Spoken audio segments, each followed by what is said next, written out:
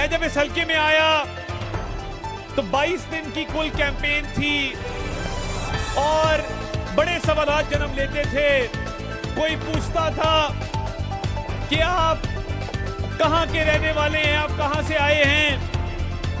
तो जौहर टाउन में जो रिहाइश थी, कभी उसका हवाला, कभी ये पूछा जाता था कि पता नहीं है 1 साल बाद मुलाकात होगी कि नहीं होगी।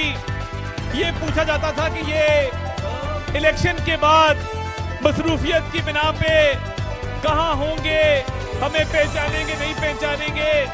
तो मेरे वो पीछे जो वाइस चेयरमैन आजम गुज्जर खड़े, उससे लेके मुर्जा नाथ तक हर बंदे के साथ, शहबाज जाफरी के साथ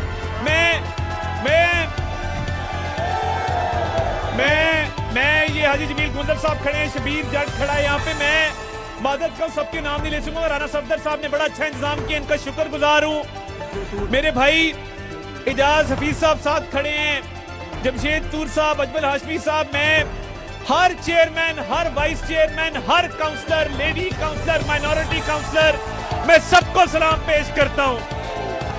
और ये जो आपसे रिश्ता बना है, मैंने अल्लाह ताला से यही दुआ की थी कि ये वो रिश्ता नहीं होगा कि मैं वोट मांगने आपके पास आ जाऊं और उसके बाद 4.5 साल बाद अगले इलेक्शन से पहले मुलाकात हो और मैं कहूं अस्सलाम वालेकुम, मैं आ गया। आपसे वादा किया था कि आपका भाई, आपका बाजू, आपका साथी बन के आपके दरमियान मौजूद रहूंगा। और